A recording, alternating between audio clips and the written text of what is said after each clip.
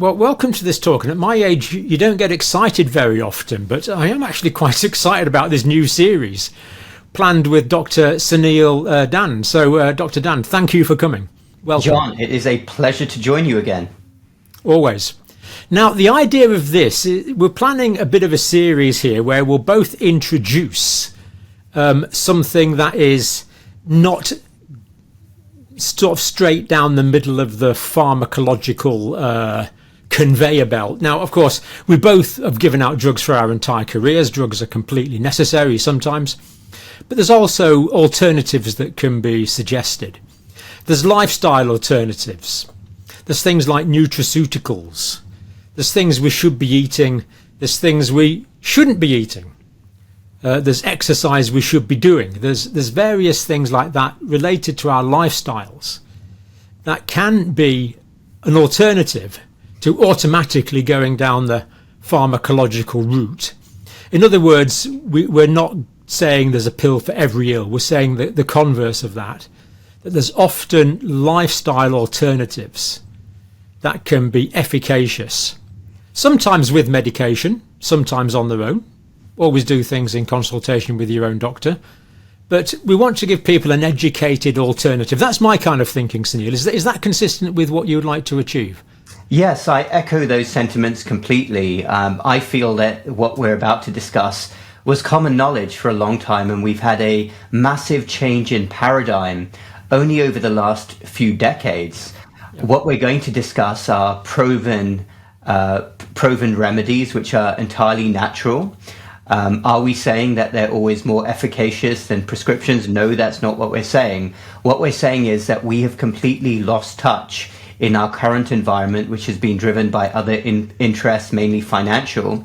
I remember, and I'm sure you can, John, maybe it was further time ago than I'm talking about, but even when I was a boy, I remember going to the doctor and it was quite difficult to get a pill or an injection out of them. The whole paradigm was they would give you very common sense advice. I mean, in those days, you could just show up and get an appointment on the same day. We won't go there. Happy days. Or they'll come to your house. But I remember having awesome discussions with my GP, and they would be very reluctant to prescribe a pill. Something has gone really wrong. And what we're hoping to achieve here is go back to our roots to say, okay, let's exhaust all of the natural alternatives, whether we're talking about a potential remedy for arthritis, high blood pressure, inflammation, before you go to those synthetic prescriptions. And that's what I'm hoping to get out of this series. Absolutely. I feel we've lost touch with our natural environment. I mean, human beings have evolved or are designed to live in a particular ecosystem. You know, we're supposed to see the blue of the sky some of the time. We're supposed to see the greens of the earth. We're supposed to feel the earth beneath our feet. We're supposed to see the sun, moon, and stars. All these things that you think are wonderful when you actually look at them. And basically, we are hunter-gatherers. We live in a natural environment, an environment which is rich in plants, rich in animals, also rich in bacteria and viruses, I think it has to be said. We live in a milieu, a microbiological milieu, and we've kind of moved into an environment which is sterile, quantified, under this ludicrous delusion that we can somehow control our environments and our destiny. We can't, but we can hope to optimize the way we interact with our environment. So that's my philosophical take on what we're going to try and achieve. I'm completely with you. And we have, you said it so well there, John, completely lost touch with our roots. And there's this kind of fallacy that, it's only because of modern medicines and injections that we're living for a long time. Well, actually, I would contend that for most of human history, yes, people died earlier on average. But if you take high infant mortality and you take wars and bad sanitation out of it, once people got to a certain age, they actually lived really healthy. And you can go to old graveyards and see how many people died in their 80s, and they were not on any prescriptions. And I would really argue that once you got past a certain age, you had a better chance of being healthier than you do today. Absolutely. So that's what this series is about. If you're interested, do tune back in. We're hoping to record the first one fairly soon. Now, I'm going to bring something to the discussion, and Suneel is going to bring something to the discussion. and we genuinely don't know what it is. So Suneel doesn't know what I'm going to bring, and I don't know what he's going to bring, so it's going to be a surprise. But we're going to try and talk about it, tease out some ideas, see if it's consistent really with underpinning principles, because we both understand some simplified models of how the body works, a little bit of anatomy, a little bit of physiology that human beings do understand. Is it consistent with that?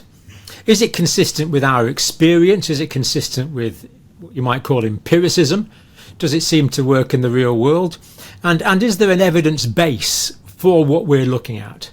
Can we actually look at some evidence? Ideally some papers, but of course people that write papers have done research, and people that have done research have very often been paid to do research, and people that pay to do research often have a vested interest. But what we want to do is look at the best available evidence and see if that fits. And we also, of course, want to do things that are acceptable to you or me as an individual. If intervention is not acceptable to me or my lifestyle, then clearly it is not credible. Is that what you're thinking of in terms of the evidence base, Suneel? Yes, absolutely. And to emphasize to our audience, we don't know what each other is going to talk about. So in this particular episode, John has something. I have no idea what he's going to discuss. I'm going to talk to him and gather evidence out of him. Next time we talk, it will be me. So I want you to understand we have no idea.